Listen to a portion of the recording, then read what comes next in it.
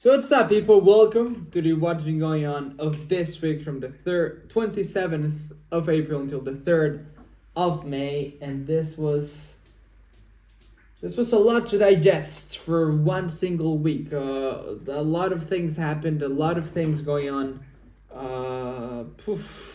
Well, I got back home to France from home from my child from Costa Rica. Took me like 2 days of traveling. I went to two doctors in one day. I have to study for exams because I start them tomorrow, which is not ideal. I don't. Okay. Let's start from the beginning. Like Monday. Okay, so all week starting Monday. Monday, I'm back in Costa Rica. Well, I'm in Costa Rica. I'm in my home with my parents. Everything is great. And then I go to two doctors at once. I go to first a dentist at like 9 a.m. Then I go to a dermatologist in the afternoon. I went there with my mom.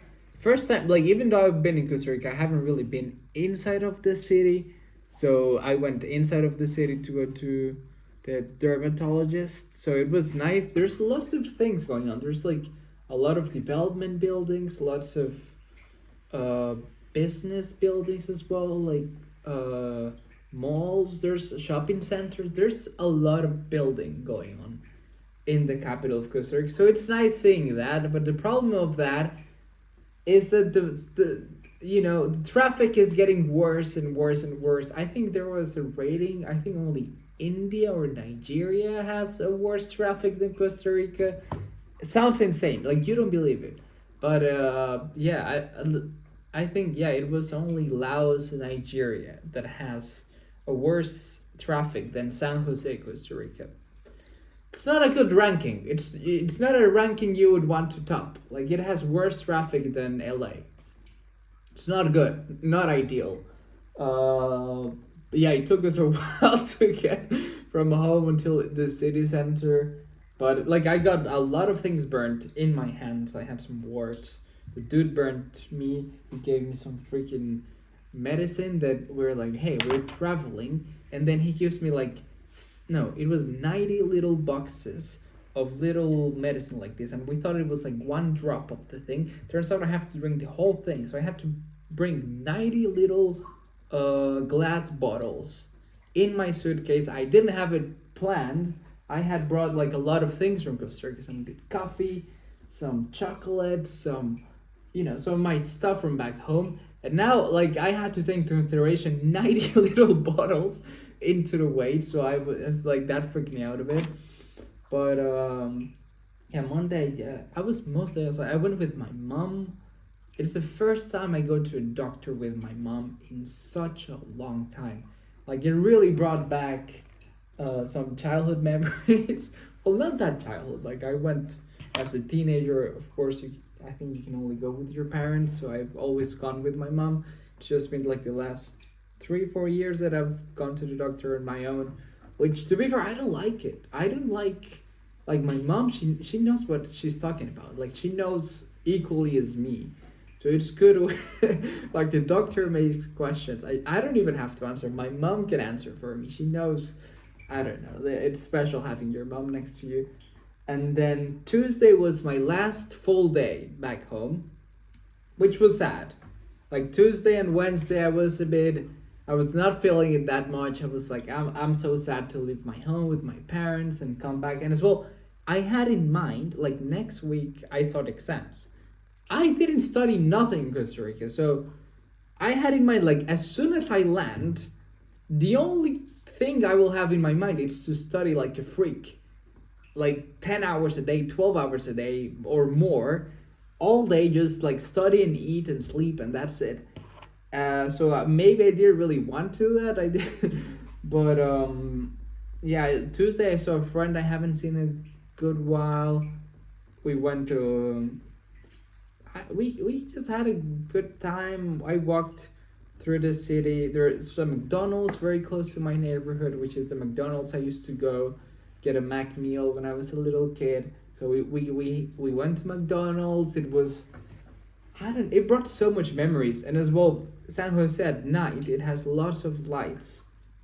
Well, San Jose is one of the cities in the world which had light the first. I think it's in the five first cities in the world to have light. So it was, it is not Paris. It is not the city of lights, but it's still very beautiful at night. All of these lights that I hadn't seen because I have not been out at night just that day. Well, not that night, but you can just. But as well, sunset is very early in Costa Rica. It's like 5:30 p.m. So after 5:30 p.m., you can see all these little lights, and I was like, well, yeah, I remember that when I used to live here. And I would come back home at night, and you would see all of those little lights. So like Tuesday was a day that brought lots of memories back, to be fair. And then Wednesday was the interesting day. Wednesday was the day I came back home. Well, I took the plane to come back to France, and I ate lunch on my own, even though both of my parents were home because they were working, and I woke up a bit late. So I had like breakfast very late, so I couldn't really eat lunch with them, which was sad. But I accompanied them while they were eating lunch, and then I ate lunch on my own. And then I went like in the afternoon was my plane. it was tough. It was tough. But I like the plane as well. I was in the window seat. Lots of things happened in the plane.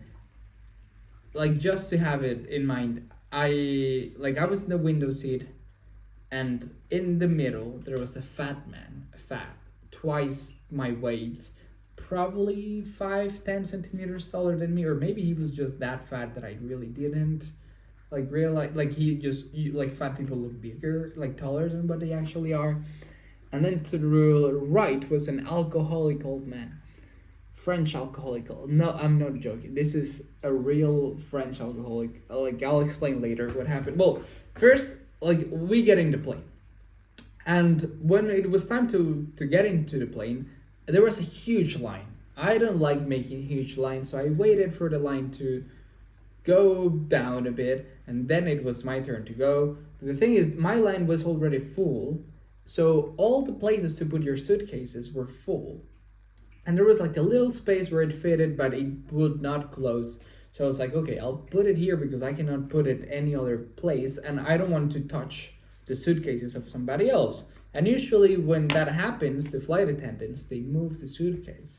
Makes sense. It has always been like that. Out of all the flights I've taken, I remember that has been the case. But then I go in, and first the alcoholic man greets me, and this is a very interesting personality. He was wearing a blazer and a shirt. He was French. To Costa Rica. Why is this man wearing a blazer and a shirt to a flight to Costa Rica? It makes no sense. All the French people are wearing sandals. Like it is not. It is like taking a suit to go to the beach. I don't know. It's the first time I see a person in a suit coming to Costa Rica. But it's okay. And then in the middle, the fat man had to go out. The fat man was so nice at the beginning. So nice. And then, okay, we sit. At first, I didn't know the old man was an alcoholic. And then the flight attendant comes in a very angry, not nice way. It's like, who is this suitcase of? You should do it right now. Why did you put it like that? Like, she sort of grounded, like, well, in other words, she just said like, hey, move the thing. But I didn't want to move the thing because I would move other people's stuff. So, but I had to do it. So then it was my turn. But I was like, the old man had to get out and the fat man had to get out. And the fat man had a bit of empathy for me and he moved it for me. I was like, this is such a nice guy. He's so nice. Like, I'm like, okay, I'm gonna have a nice flight all throughout. It's great. He made a little chit chat with me. He moved the thing. I was like, oh, thank you so much for moving it. I was in a corner. I couldn't really move much. The flight was practically full. And he moved the thing and he asked the other person, like, hey, can we move it? And he said yes. Like, it was nice. I was like, okay, this is going to be a nice flight. The flight takes off. 10-15 minutes later, his leg starts taking over my space. And I'm like, dude, you're not gonna have it with me. You can try it with the old man, but not with. He was trying to take over my place. He could fit. I could fit as well, not very comfortably. He could fit as well, probably even less comfortably than me, taking into consideration he's bigger than me. But he didn't have to invade my territory because he could sit and fit well in the middle. But he did this all the freaking flight as well. If we had this and I would be sitting on this side, he would do this. And it was all the flight, all the 12 hours. It was like I couldn't sleep because he was just like sort of pushing me, and I was like that is, I couldn't sleep because of this. It's first time it ever happens to me that somebody really wants to take over my space in a plane. Lots of first times in this flight. And then when the food comes, this is when the old man, it's interesting. He orders 1 champagne and 2 white wines. Okay. That's a tough man, that's a tough way to start, but okay, understandable. Then he eats the food, then he asks for more wine. So I think he has 2 more. So 1 champagne, 2 wines. So okay, just for food. Then he finishes the food. Then he ordered 2 more wines. He drinks the food, and then the people come to give you either coffee or tea. He orders 1 coffee with 2 cognacs. So in a span of less than an hour, he drank 4 wines, 1 champagne, and 2 cognacs with a coffee. I couldn't believe, he looked small, he was old, he looked like the age of my dermatologist, which is almost 80. He looked almost 80 in a suit, and he was drinking so much alcohol. And later when they come with the snacks, in the next morning, they give you breakfast. He ordered more wine. I don't know if he, but as well, something that was interesting is that he didn't look drunk at all, or he didn't speak in a drunk way. He was just drinking it like if it was water. So I do think, this person either drank so much to sleep well on the plane, but they didn't sleep anything because I was awake the whole flight and I saw that the dude was awake watching lots of films. Or maybe it was to calm himself, or he's an alcoholic, which if I had to bet, if you drink five of those things in a row and then more wine for the breakfast, I would indeed think you're probably an alcoholic. As well, he left a bit because you can go to the back of the plane. He probably got even more wine. I have no idea how he did that. I have no freaking idea how he can resist that much alcohol at that age. But okay, fair enough. Then I land in Paris. I have to take a train. I there's not another plane to where I come. So there are, but I booked a train. So I go to the train station, so freaking small. I'm with two suitcases, a backpack. It was so full. I had to sit on the floor. And I was like, okay. It's for an hour and a half, 2 hours.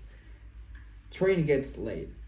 2 hours. So I'm 4 hours on my own, didn't have food, didn't sleep because I couldn't sleep. I had to take care of my suitcases. Not the best scenario. Then the train, so another thing in French trains, they don't go from, if they have, let's say, 10 little parts, they don't go 1 to 10. They're 5 to 10 and then 1 to 5.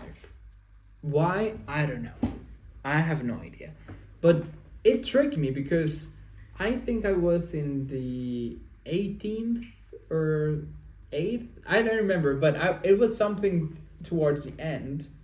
And I see the 1 to 15th or the 1 to 10 going. So I'm okay, logically, the other one is that way. So I walked quite a bit. And turns out it was the other way. So I had to go. And I was okay, this is a huge train. I'm with my 2 big suitcases. There's not enough time for me because the train stops for some minutes and that's it. So I was I'm screwed. So I got into the train and then I walked through the train in the middle of those little train seats with my big suitcase to actually find my right, uh, my right seat. Not very comfortable to do, especially after you haven't slept for a long time. There's an 8 hour jet lag difference. Not great. You haven't eaten. I didn't eat nothing, and then I finally got to my apartment like 11 p.m. on Thursday. So I got out of my home in Costa Rica around in the afternoon of Wednesday. I got home to France at 11 p.m. on Thursday. Not ideal. Then I have no food here because I left for a while, so I didn't have no food. So then the only thing I had was a freaking pizza because the pizza place is still open until like midnight. So I had a pizza. That's it. I was like, okay, at least I'll sleep. I was a bit tired, and I think the jet lag hit me because I went to sleep at like 2 a.m. and I woke up at like 12 on Friday. Big problem here, Friday is a holiday. So I couldn't buy no groceries because on holidays they close the grocery shops. So here I am after like sleep is screwed up, food, like my stomach, digestion, all of this is screwed up as well. And I cannot even buy groceries and I have no food. All I had were some yogurts that were like freaking like they were like 2 weeks off, like a week off. I ate them for breakfast with a coffee. I brought coffee, and there was some granola that was very bad, by the way. But that's all I had to eat. And then the only thing I ate for lunch, I didn't have dinner, but my lunch was the leftover pizza from the night before. So like my stomach is hurting. I feel like I'm doing like intermittent. I'm fasting now. I don't know. They say fasting is healthy. I don't know about that. My stomach was definitely not having a good time there. So my only plan there was like, okay, I'll want to sleep as early as possible to wake up super early. So as soon as the grocery shops open, I go and buy my groceries. And then I tried doing that, but I couldn't sleep. Like I'm still jet lagged. For all of this since Friday, I haven't been able to sleep at like 11 p.m. I always go to sleep at like 2 a.m. I started like I wake up at like 10, 11. Sometimes I wake up in the middle of the night at like 4 a.m. because my head has the American time. It doesn't have the European time. So it's a bit tough. It's a bit and as well I had to study for the exam. Friday was my first full day as well. I haven't eaten, I haven't sleeping, everything is bad. I opened the books, I haven't studied nothing as well. I read the thing, I'm like, oh no, I definitely should have studied before. I continue to read, I was like, oh no. And then I studied the whole day, Saturday as well, Sunday as well. At least today I feel a bit better about the exams than what I felt on on Thursday or Friday when I opened the books. But still, all of those days I've just been studying. Sleep has been a bit bad, and that's it. I've just since Friday I've just been studying all day long. And next week's the exams. I'm a lot scared about the exams. Take into consideration, I usually study around a month in advance, 2 months in a light way, and then a month in advance, and then the 2 weeks before I'm all in, all day. I just study for the most part of the day, and then I right now I only had 3 days, and I had my sleep schedule was off. My stomach was not in the best place at the moment. Plus, I had to buy groceries, so that took a long time as well because I don't live very close to a grocery shop. It was a tough weekend. It was a tough weekend, but I really hope the exams go well. I really, really hope that that's the only thing that I have in my mind at the moment. And this was this week. Lots of things going on.